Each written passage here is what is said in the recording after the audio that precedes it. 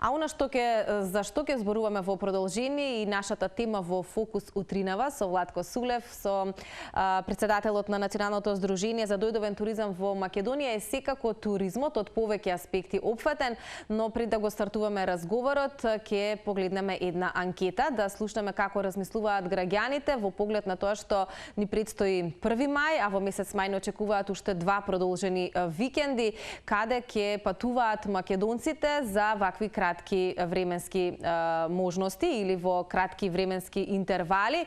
Дали тоа ќе бидат земјите од Европската унија со новиот EU систем и со сите оние нови процедури за влез и излез од земјата, или едноставно ќе се одлучат да инвестираат во домашниот туризам, поточно во Македонија. Да видиме како размислуваат нашите граѓани. Се ближи 1 мај, дали најчесто одбирате да сте во земјата или надвор? Тука, мило. Јас сум во село и толку е убаво да немате представа. И тамо некаде во некој село ќе ви стават.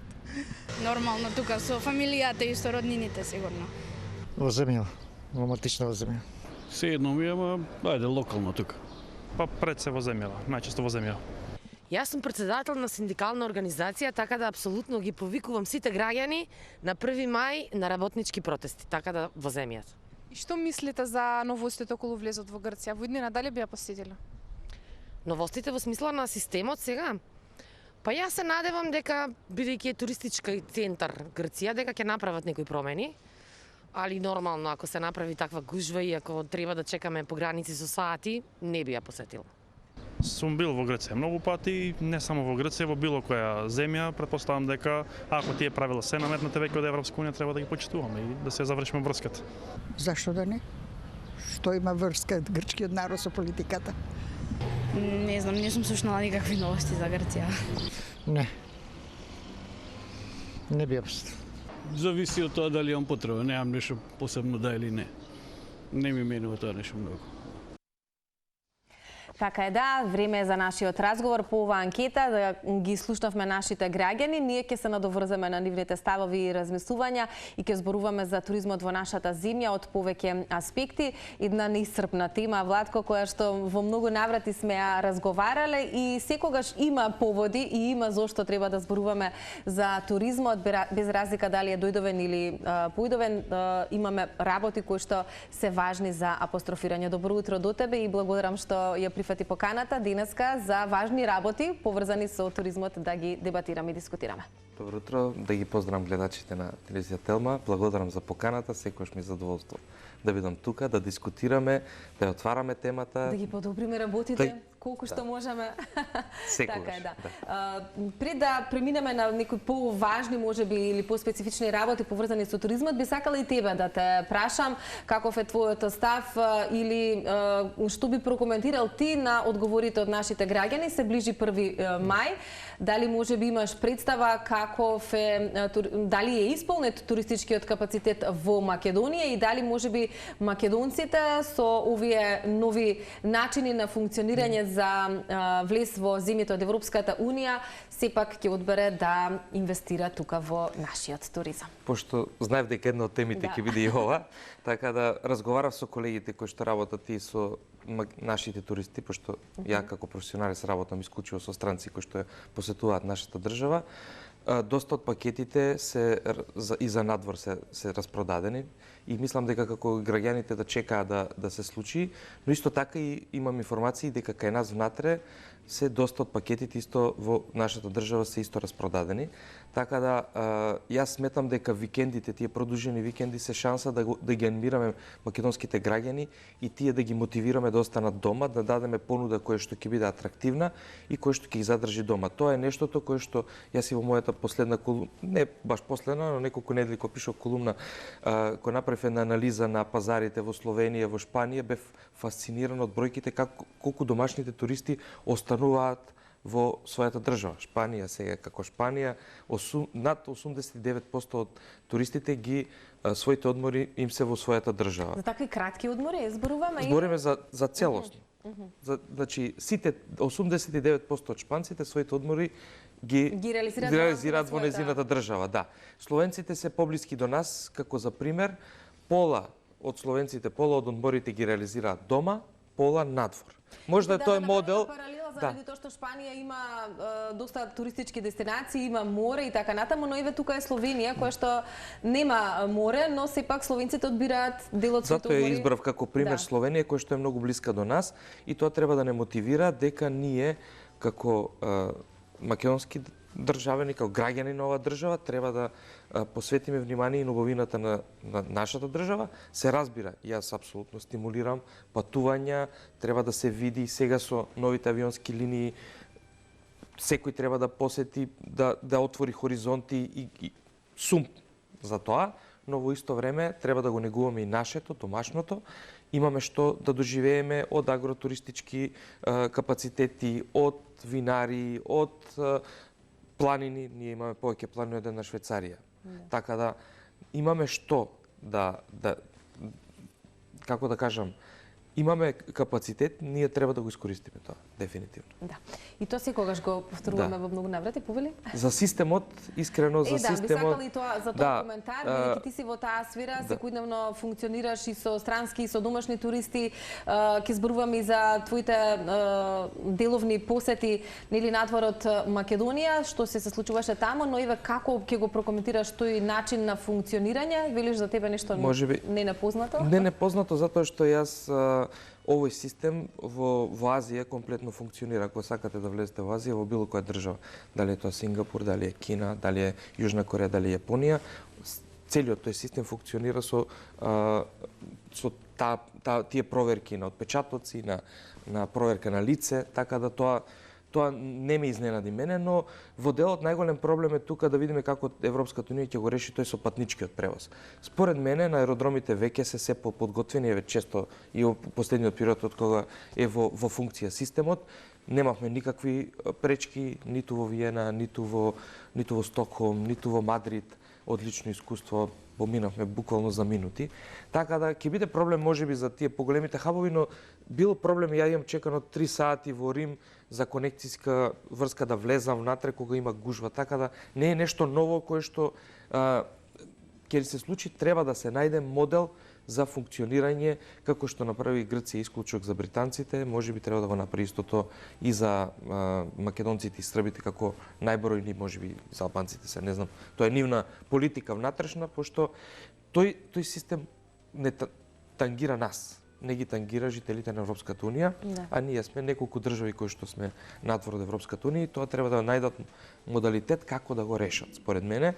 И сигурен сум дека ќе изненадат некое разумно решение кое што ќе функционира. Затоа што не треба ни тие да губат, така? Па се разбира, мислам дека посебно Северна Грција доста зависи од туристите од Македонија и од Србија, така да мислам дека ќе најдат некое галантно решение кое што ќе функционира. А и ние како нација некако сме учени да веднаш со бунт реагираме на сите нови работи или нови промени, така што нели како велат секој чудо за 3 дена ќе се поднавикнеме и на сите овие нови процедури кои што ни следуваат за патување. Веројатно нема да е тоа пречка за да патуваме надвор. Тоа и на почетокот, на почетокот и тие додека се подготват нова процедура, но како ќе тече времето, сите ќе се навикнеме на тоа и ќе ни стане реалност.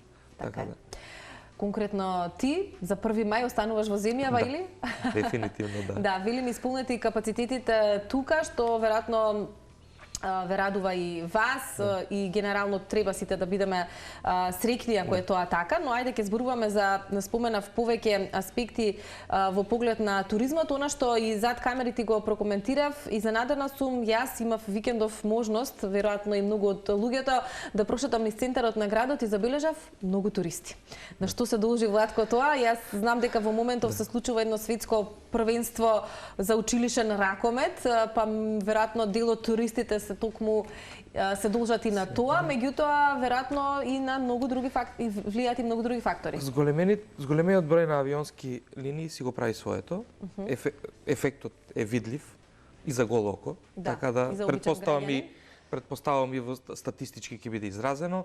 Очекувам бројките посебно на италијанските и на шпанските туристи да бидат поголеми во следните квартали кога ќе ги издава Завод на статистика. Се почесто може да чуеме и во Стара Чаршија и во центарот на Скопје и шпански и италијански. Нормално е, имаме нови линии кон Мадрид, кон Барселона, имаме нови линии кон Наполи, имаме нови линии кон Бари, кон Италија, значи се отвара нови дестинации, исто така се враќа Будимпешта, се враќаат и таа беше линија повторно ја враќаат, значи колку повеќе авионски линии, колку повеќе на дестинација е достапна, толку повеќе туристи ќе имаме во наш и ние ќе имаме можност како граѓани да патуваме и да откриваме нови градови, нови држави, но и тие другите иако од Италија и од Шпанија сакаат да откриваат нови места, така да ние тој резултат го гледаме веќе на терен. Што ги привлекува шпанците, италијанците да дојдат во Македонија и каде најчесто се задржуваат? Ако се водиме по авионските линии и начинот на кој што се лета 2 пати во неделата, ако не се лажам, значи тоа предвидува пократок временски, може да се комбинира. Или една недела, да се комбинираат, но и ако се за краток престој, што најчесто одбираат странците да посетат, дали е тоа само главниот град, кои се атракциите тука што ги нудиме како една програма или кои се останатите места кои што се исто така достапни? Индивидуалците сметам дека задолжително го посетуваат и Охрид. Се повеќе зборуваат исто така и за винариите. Ние имаме доста солиден винарски сектор со винари кои што се подготвени да пречекаат и да угостат странски гости. Агротуризам доста се инвестира во тоа. Тоа е нешто што ги привлекува, тоа е нешто што ги доближува до земјата, до нашата земја, до нашата автентичност, до нашата оригиналност. Се разбира сите главни, нормално, туристички, да речеме, места, плоштадот, старата Скопска чаршија, значи атракции кои што им се на еден начин да ги наречеме помасовни, ги посетуваат и ги привлекуваат. Гастрономијата, секогаш добивам фидбек сега и од оваа година кој ги читам фидбеците за македонското вино и за гастрономијата ми го исполнуваат срцето, навистина, значи сме се покажале достојно.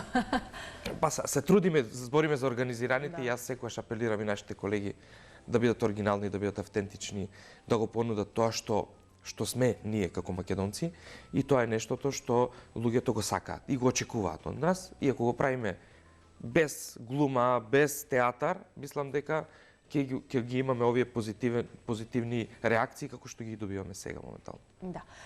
Кога веќе зборуваме за потенцијалот кој што го имаме, а навистина го имаме и е огромен, и привлекувањето на овие странски туристи, во многу наврати си напоменал дека клучни се тие конекции и нели ако земјата е достапна да ја посетиш и со авион и на друг начин, сакале некеле ќе имаме туристи, но ќе го прокоментираме моментот со неодамна кој што исто така прозвучени с медиумите за тоа како CNN ја опиша Македонија и што тоа ќе значи за нашата држава или како се стигнува до тоа CNN да даде еден таков коментар за Македонија. Дел од описите би рекла од овој американски медиумски гигант кој што ја спомена Македонија беше дека е драматично планинска дестинација која што е достојна за поголемо туристичко внимание.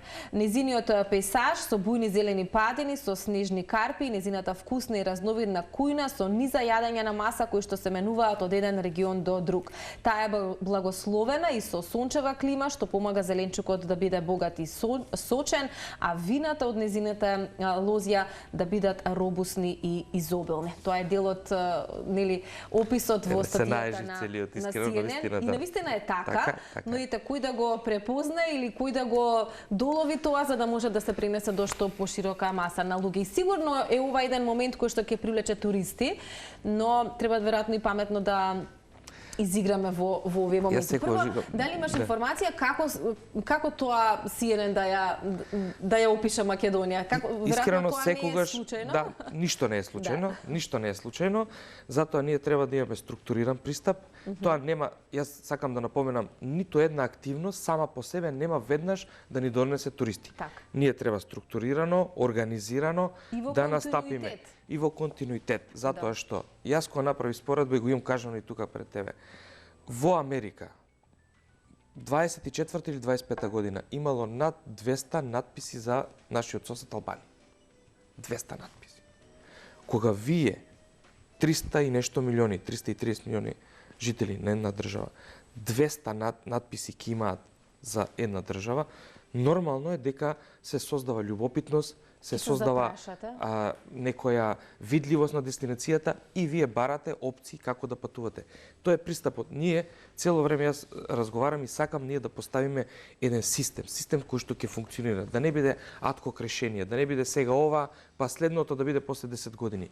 Ние најголемите успеси ги жнеевме откако имавме новинари од National Geographic, насловна со Охрид, со Канео, Wanderlust, насловна на Wanderlust, значи и други, Lonely Planet. Имавме на CNN реклама исто пред колку можеби 15-20 години, ако не слажам сега. Дефинитивно тоа.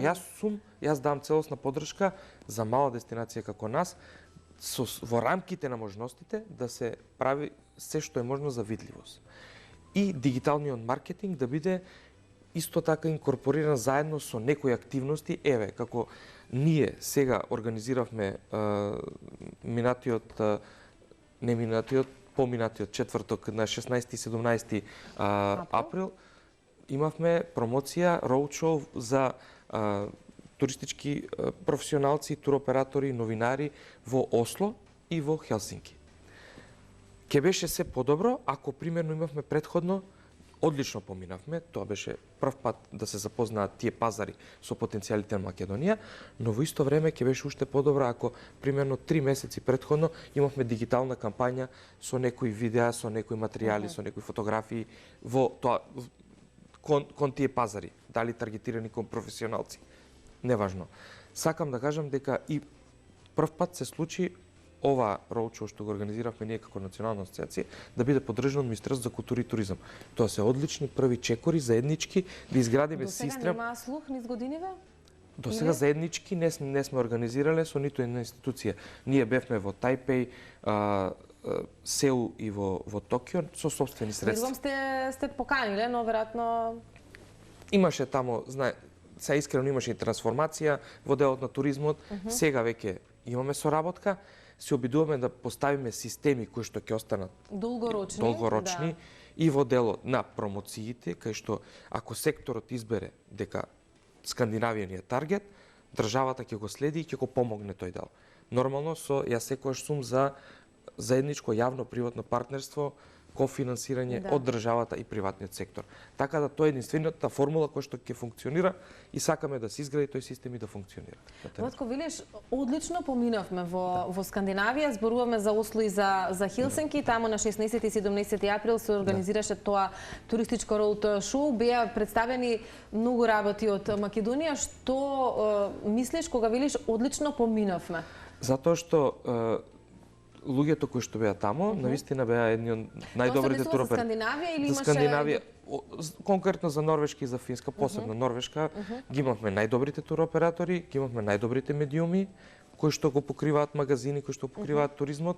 Имавме некаде околу половина час презентација на нашата држава, заедно со тука во соработка со ТАФ, секогаш имаме заедничка соработка и со нашите партнери од швајцарската амбасада и од шведската амбасада, кои што исто проектите не поддржуваат за заеднички да имаме експертска сила за да можеме тоа да го организираме, да ги поканеме тие гости. Макотрпна е работата да ги добиете за една мала дестинација како Македонија. Да ви дојдат најдобрите туроператори заедно со медиумите и да ја следат прво половина час презентацијата за самата држава, а потоа и да имаат битови состаноци со нас професионалците, од прва рака да се запознаат со пакетите, со тоа што го нудиме како дестинација. Не сметаат за мала земја и можеби не толку важна во туристичкиот сегмент или вака после вакви презентации можеби се менуваат ставовите? Па дали нема... Дали се уште има луѓе кои што можеби не знаат каде е Македонија? Да, точно. Има се уште луѓе кои што навистина не знаат каде е нашата држава, но тоа се менува и еве има и убави работи на пристигнување на рецепција во хотелот во Осло. Рецепционерот не прашуваат каде сме, му кажуваме дека се од Македонија и тој вика ние со друштво бевме оваа зима на попова шапка на фрирайд скиинг и сме си поминале фантастично. И ние бевме навистина така. Сакам да кажам дека имаме ние што да понудиме, само треба да го одиме патот кој што го одели и други дестинации, да се потрудиме, да работиме, откажувањето не е наставено ни на маса, никогаш нема ни да биде ставено, така да работиме интензивно за да ги видиме тие резултати. Нормално тоа. А резултатите не се видливи веднаш, како што напомена и ти, после ваква презентација веројатно после некој период ќе можеме да ги очекуваме можеби и првите туристи или да се види ефектот од истото. Велиш, имавте 30 минутно презентирање на земјата. Што во 30 минути? Тоа е малку време. Ако гледаме што мора се да го нуди структурираме, Македонија. да. Но еве што е еве кога сте на таков еден предизвик би го нарекла. Во 30 минути кои се оние дестинации кои што им ги кажувате или кои се оние работи кои што ги истакнувате, затоа што ние сега споменуваме вино, споменуваме храна, гастрономијата дека ни е одлична точка, го споменуваме Скопје, го споменуваме Охрид, многу планини, Попова шапка и така натака, меѓутоа во 30 минути што се можете да испрезентирате? Се обидуваме 30 до 40 минути, мислам дека презентација максимум 4, пошто и не можеш, не е можно повеќе да се направи. Еве да речеме секогаш ни е вклучено и Крушево као Green Destination, секогаш имаме дел гастрономијата, посебни видеа. Дел како приказна, ми се свиѓа презентацијата на вистина која што имаме е како една приказна. Секогаш има дел кај што се презентира како е домакинот, како сме поврзани преку авиолинии, потоа има делот нормално на нашите главни туристички места. Се обидуваме да внесеме свежина и со некои автентични искуства, значи се обидуваме во тие 40 минути све што можеме, све што е најдобро од Македонија да го извадиме, да го презентираме пред нив. И се гледа фидбекот на луѓето дека ја купуваат приказната. Верувај ми, ја купуваат. Повеќето, значи навистина целата како не сме знаели, секојше коментарот зошто порано не сте дошле, зошто не сте ова како неоткриено нешто.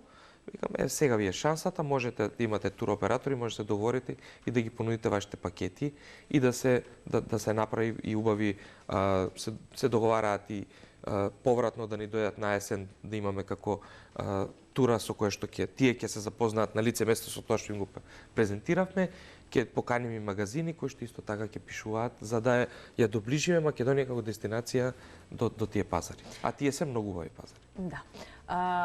Кој во моментов, еве можеби ако зборуваме за оваа 2026, иако е нели се само неколку месеци, кои се најчестите туристи, од кои земји имаме најчестите туристи овој период? Нормално е. Сакаш и за претходната да зборуваме? Нормално е дека турците, пошто историски сме поврзани со нив и од X причини, значи тоа се нашите најредовни гости, најбројни гости.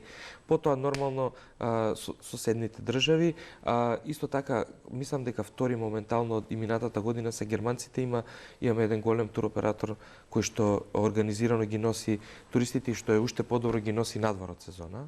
Значи, така да тоа е одлично и за тоа гледам. А која е крајна сезона, Владко? За мене, искрено, јас како туристички работник сметам дека највисока сезона е некаде од 15 април, после Великден до крај на јуни и потоа септември, октомври до средина некаде на ноември. Октомври, тоа е збориме за тој туризам кој што е за странците. Исто така и јули и август се интересни, но тука преовладува, ние гледаме многу странци, но тоа се странци од диаспората кои што имаат пасоши од други држави, а се влегуваат инаку се враќаат за одмор кај нас. И тогаш исто така по бројките најголем македонските граѓани се најбројни туристи во нашите места, затоа што тогаш се користат одморите. Но за странските туристи, тој период што го напоменав, тоа е клучен и најбројни се во тој период. Тоа значи дека веќе сме на стартот и сезоната е започната? Започната е веќе. Сериозно започна. Искрено... Затоа што, Иве, предпоставувам, ние, не знам сега дали во етер споменавме за состојбата со војната на Блискиот Исток и колку тоа ги размрда работите генерално за туризмот во целиот свет, но велиш многу од работите беа стопирани. Сега кога веќе се смирува ситуацијата, повторно имаме некакво раздвижување. Имаме раздвижување, очекуваме и сите експерти што ги следиме дека Европа... Ние не сме нели директно засегнати, но на некој начин сме засегнати. Сме засегнати со сите индиректни работи што случуваат со цените на горивата, со самата таа психоза, се очекува. Туризмот е прв на удар, секогаш. И тоа е тоа нешто што ние го чувствуваме како сектор. За жал, кога отпочна конфликтот, сите резервации беа замрзнати. Успеавме затоа што тие пазари кои што ги работиме, генерално резервациите се прават многу порано, пред да се случи конфликтот. Влеговме убаво и во април, и во мај, бројките полека се враќаат, интересот од кога се замрзна самиот конфликт, веќе почнаа пак се враќаат резервациите, не со темпото кој што го имавме од минатата година, но се враќаат и ќе имаме, јас велам како туристички сектор ќе биде одлично да успееме и сега со адхок очекувањата дека Европа ќе патува внатрешно, значи, и ние како една автентична, неоткриена дестинација да се понудиме на пазарот, достапна на 2 часа, 3 часа лет, максимум 2 часа лет. Така да очекувам дека со адхок ќе ја спасиме сезоната, тоа се моите предвидувања, тоа се предвидувања и на колегите експерти од Европа, така да во тој аспект и јас секогаш стимулирам и сега на кампањи имаат и нашите партнери, колку порано се букира, еве тоа е совет мој професионален и до нашите сограѓани, букирајте сега, се качил керозинот, не се качил керозинот, сте платиле, не ве за сега тоа. Поентата е колку порано букирате, толку подобра цена секогаш добивате. Да, секогаш. за Затоа германците букираат 24-та за 25-та. Така да колку порано секогаш добивате најдобра можна цена на пазарот. Да. Тоа е тоа. Она што го спомена дека европејците ќе патуваат во рамки на Европа, тоа се ставови предвидувања на наши експертите? Да, експерти од туризмот кои што се и наши колеги, дека има заради таа несигурност дека ќе се очекува веќе поинтензивно да расте барањата и да букирањата за Европа и дека и тоа што веќе добиваме од наши партнери, некои адхок групи за есен, нешто што не било планирано, се обидуваат да пренасочат, ако требало да се патува, да речеме, на Блиски исток, да се далечен исток, се прават промени да се организираат програми и тури во или на Балканот или во други дестинации во Европа. Тоа се така. Мислам дека тоа и ќе се случи. Да, и тоа е добро и за нас. Тоа е одлично за нас. Да, тука повторно можеме да истапиме на стена што се вели, да ги изграбиме туристите. И сега, кога веќе спомена, супер сте поминале во Осло и во Хелсинки и кога веќе зборуваме и за други работи кои што ја прават Македонија да биде привлечна за туристите, што е проблемот во ова денешно време, кога зборуваме можеби за дигитализација, кога зборуваме можеби за вештачка интелигенција, ако Европа оди напред со тој нов EU систем и начин на функционирање, што ние тука, како, дали ние во одредени работи се уште тапкаме во место, Владко? Ние како професионалци и како затоа ја основавме уште пред 12 години Националната асоциација за дојден туризам, имаме задача да ги доближиме трендовите до нашите колеги. Една од работите кои што ние треба да се менуваме и да се адаптираме, да фатиме чекор со тоа што се случува во светот, е дигитализацијата. Недозволиво е во 21 век да хотел да нема вебсайт, да не зборим. Или да нема booking engine. Било кој да нема професионален, да, туристички капацитет, сместувачки капацитет, да нема, да речеме, booking engine, да седнеме сега и да резервираме со картица која што нема да ги снимат тие податоци, ќе бидат сигурни, ќе си платите и ќе направите резервација во моментот, не да се допишувате со некој ми треба една соба, вратете ми, туку во моментот да може да го решите тоа. Тие работи исто така, тенденцијата се вика во нашиот сектор dynamic packaging. Динамично пакетирање. Што значи тоа? Значи, компјутерите, алгоритмите, вие мора да бидете поврзани, да бидете присутни преку, се викаат тие модерни алатки, како channel менеджери, и да бидете присутни во пакетите на странските туроператори. Ајде малку по ќе се обидам некако да го доближам до нашите сограѓани. Не сакаат примерно сега големите туроператори не сакаат да пишуваат мејлови. Ми требаат 6 соби, 4 соби. Пакетирањето се одвива на нивната веб страна. Доаѓате, пишувате, пишувате фамилија со 2 деца, има една недела за ски одмор. Добро. Нема дестинација. Или ако сакате, може да ја посочи дестинација. Алгоритмите позади работат, ако сте вие достапни, ако имате соби, ги наоѓа вашите соби и во понудата ја листа понудата. Не ја веќе листа човек понудата. Системите ја листат понудата. И дава понуда за Шпанија, дава понуда за Охрид, дава понуда за Италија и клиентот избира што ќе купи автоматски во моментот го купува авионскиот билет, го купува хотелско сместување, трансфери и сето тоа. 54% од светските пакети се динамични. Така функционираат. Динамични. Да, еве сега ако се навратам на некое мое лично искуство или искуство на блиски, значи ние ќе одиме на можеби еве нека туристичка агенција и повторно или комуникацијата е со човек, се јавуваш, па чекаш да ти најдат што ти треба, па колку е тоа достапно. Така сега зборуваш дека сето тоа би било многу убрзано и со само неколку кликови веројатно на веб страната би било тоа ќе остане. Значи со туристички консултанти тоа ќе остане, но се поголем дел од луѓето кои што патуваат сакаат да тоа биде брзо и да оди преку тие големи туроператори кои што ако сакаме ние како Македонија како дестинација да бидеме во пакетите на тие големи туроператори. Да, тоа ќе прашав како да станеме. Ние мораме да се дигитализираме во тој дел, да ги користиме тие системи кои што тие туроператори ги користат. Еве, јас ќе ти споделам пример. Фасциниран на настан во Софија, ја запознавам една од најбавите приказни во ски туризмот во Велика Британија. Од 0 до 100 милиони фунти за 5 години, од 2020 до 2025, хајди се вика.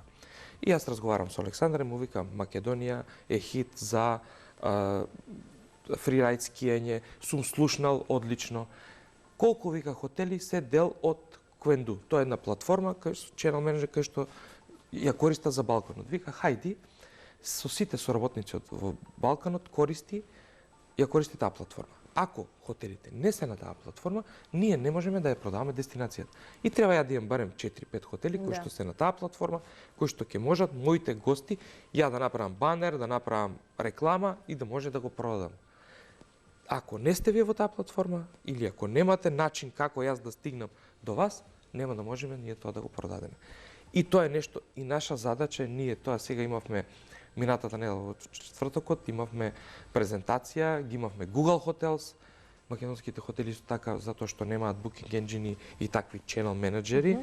Channel менеджер, најпросто кажано, е да можете од едно место, не рачно да внесувате собите во Booking, во Expedia, во тие, од едно место ги внесувате букирана, небукирана соба и таа се прераспределува на сите канали. И вие можете да имате присуство на колку канали сакате. Затоа што американците букираат преку Expedia, европјаните преку Booking, кинезите преку и азијатите преку Ctrip, има и уште Agoda и уште некои десетина такви, кај што сега да ги менаџирате затоа што најголем дел од приходот ви доаѓа преку booking.com, не ви се исплати, но ако би имале channel менеджер кој што е на достапна цена, ви се отвараат можности вашиот хотел во интернет пространството да биде застапен на 15 канали. Секој канал и во исто време сите тие канали да имаат достапност дали имате слободни соби или немате слободни соби. Сакам да кажам дека светот се движи во таа насока, им го представивме на нашите колеги и сега ќе работиме заедно и со партнерите, пошто сакавме и да се најде решение кое што ќе навистина ќе направиме приклучок со светот и кое што е достапно. Пошто кај нас знаеме дека секојаш, ама тоа е скапо, конечно има решенија кои што се достапни и за да направиме уште да бидат подостапни, ние како национална асоциација со нашите партнери од швајцарската амбасада име програмата ќе се додолуваат и ваучери за дигитализација. За да го забрзаме процесот и да се сподели на еден начин трошоците да бидат споделени со хотелите, кои што навистина, ако се спореди со тоа што било претходно на пазарот, навистина се пристапни. Да, и сега вака кога зборуваме за дигитализација и сите можности кои што ги нуди истата и треба да ги како да кажам, искусат угостителите, хотелиерите, сите оние кои што имаат некаков туристички капацитет, може да се букира сместување кај нас и да се плати дигитално, онлайн? Јас до сега немам пронајдено хотел кој што можам да резервирам директно и да знам дека резервацијата ми е букирана. Се прават нели резервации, но плаќањето е Тоа е резервација исто како да го извадите мејлот и да пишувате имејл. Ние збориме, значи И дали тоа е еден проблем за странските туристи? Дали тие би сакале да дојдат во Македонија на таков начин? Дали сметаат дека таа резервација е сигурна? Странецот е навикнат, не смета. Значи, додека не е наплатена, нема резервација што е сигурна. Така да, клиентот знае дека кога ќе наплати, кој ќе му биде наплатено, тогаш резервацијата му е гарантирана. И за странците е непоимливо тоа да не можат да букираат преку Booking Engine, така се вика тоа, Booking Engine. Да. Значи, ова уште еден голем проблем на кој што ќе се работи? Се работи интензивно, представивме, разговаравме. Колку се угостителите кај нас отворени за овие промени? Велиш можеби скапиме, но и веќе има никакви субвенции, но навистина е тоа реален проблем ако не може да се плати. Дефинитивно, види, Мислам дека се променија многу од работите. Порано луѓето нели се плашеа да плаќаат на интернет, но сега веќе со сите сместувачки капацитети, ако одите надвор од Македонија, плаќањето е на тој начин. Ако букирате авионски карти, плаќањето е на тој начин. Полошо е вие да ја дадете картичката посте изложени, отколку да ја ставите во Booking Engine, кој што е лиценциран, кој што ја води директно, да речеме, еве во Македонија, на некој од нашите овие системи за онлайн, и хотелот нема достап до вашата картичка. Само хотелот евидентира дека има извршено плаќање. И тоа е тоа што странците се навикнати на тој начин да го прават тоа. Значи, тоа е тоа што они очекуваат дека ќе го имаме. И ние сега, затоа што немаме Booking Engine, имавме презентација од Google Hotels, македонските хотели не можат да користат, има како бесплатни линкови, кои што Google Hotels ги вади, затоа што не можеш да си платиш и да букираш, тие не го користат тоа. Што значи тоа? Најпросто да објаснам. Значи, генерално у светот 20% доаѓаат во хотелите, резервациите, доаѓаат преку тие бесплатни линкови. Тие се буквално нема нула плаќате за тоа, само некоја ситна провизија.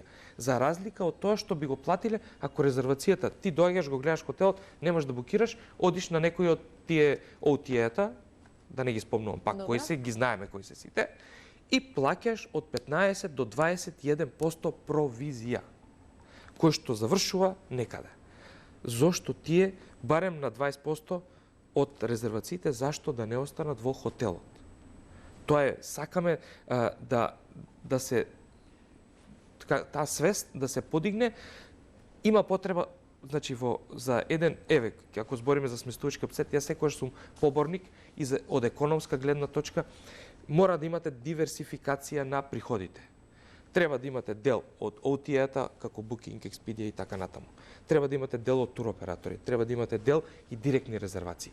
Треба да имате колку што е можно, значи повеќе пазарни сегменти кои што различно ќе ги распределите. И на тој начин може да имате бенефит, стабилен и развиен бизнис, затоа што ако некој ви не функционира, може да се, вие ако имате 70 или 80% приходи од OTA, ако ја смени политиката на покажување или ако ја смени политиката ви бара утре поголема провизија, тогаш сте врзани. Мораме малку да се потрудиме, да поработиме повеќе, бара во првично повеќе работа, но кога имате систем, кога имате можност, треба да ја зграбите и треба да ја искористите. Да, Владко, некаде сме пред крајот, го спомена настанот во минатата недела на 23 април, тоа стануваше збор за светски форум за хотелска технологија, каде што се дискутира нели дел од овие работи. Што друго вака би можеле да издвоиме, дали како проблем, дали како предност, ако имаме такво нешто, кога станува збориве за... Па фасцинатно е посебно тоа, AI-от е веќе реалност која што ни се случува сега. Го живееме тоа. Имаше презентација од страна на Албена, најголемиот туристички центар на Балканот, како тие го имаат решено, со AI имаат agent кој што ги чита мейловите, им ги распоредува резервациите. Додека спијат менаџерите, тие утре денте само ги проверуваат резервациите, тие добиваат дневно по 300 по 400 имејлови, така 200 милиони обрат има само и од комплекс, така да за таквите и за малите хотели, брзината е многу важна во нашиот бизнис. Замислете, испраќате имејл, тој имејл е прочитан, проверено и веднаш добивате одговор за некои 5-10 минути без да чекате. Тоа е фасцинатно како се развива технологијата и во која насока оди. Сакавме тоа да го доближиме, да го представиме и успеавме. Успеавме и јас сум многу среќен затоа што имаше преку 45 хотелиери. Имавме некаде над 70 гости, сите професионалци, пошто беше професионален настан, имавме околу од другите беа туристички агенции кои што исто така сакаат да се запознаат од прва рака што се случува и јас бев фасциниран искрено тоа што го видов. Од друго нешто беше фасциниран, освен од ова, како функционира таму со вештачката интелигенција. Па, Некој искрено- друг вака пример кој што исто би можел да биде интересен за јавноста? Па, Каде во тој се дел може да дека се оди? посебно исто беше делот за кога зборуваме за со Google Hotels, јас исто така бев изненаден колку ние не го користиме. Значи Google Hotels направија кейс стади за Македонија и тие беа изненадени од тоа што го открија, затоа што тоа е навистина нешто кое што може да даде директен приход без да губите Без провизија. без провизија. Е така, да. Народски Тоа е исто. кажано. И беше и еве ова би сакал да кажам, имавме и македонска компанија која што навистина ние избравме таа компанија затоа што сакавме да покажеме дека и ние македонците ги следиме трендовите. Компанија која што нуди софтверски решенија за угостителски и за хотелски објекти. И навистина нивната презентација уште еднаш потврди дека со self-checking машини, со сите тие работи што ги прават, го следат трендот што ни се случува. Така да и ние можеме. И јас секогаш кажувам, можеме и ќе одиме напред. Да, и нема откажување, она што пред малку го напомена. Со оглед на тоа што спомена некаде од 15 април, официјално имаме некаква сезона. Да. Какви се твоите предвидувања? Еве тоа нека биде за крај. Јас искрено Тоа посакувам очекуваме. да ни се повтори ланската сезона. Да ги добиеме резултатите сите колеги сите, да ни се повтори ланската сезона. Ако ни се повтори ланската сезона, не треба да имаме среќа. Треба да имаме среќни, ќе биде успешна. И ќе ни се повтори, ќе биде малку понапорна од ланската со тоа што ќе биде со адхок во последен момент, но сум сигурен дека имаме капацитет како туристички сектор да одговориме на предизвиците и да им дадеме на гостите нешто што ние како држава, како дестинација, само ние можеме да го дадеме. Да, го имаме и го поседуваме. Владко, благодарам. Секогаш се убави разговорите со тебе. Верувам дека ова нема да ни биде последно за сезонава, со оглед на тоа што туристичката сезона е веќе започната и ќе имаме убави работи за кои што ќе споделуваме. Дај Боже да имаме што поголем број на туристи, да ги искористиме сите овие капацитети и можности, потенцијали кои што ги имаме и да зборуваме за една успешна сезона која што ни предстои. Ти благодарам. Цеце, јас им посакувам успешна работна недела на сите гледачи и да се гледаме. И за 1 мај да бидат тука. Да бидат во Македонија. Во Македонија. Ти благодарам многу.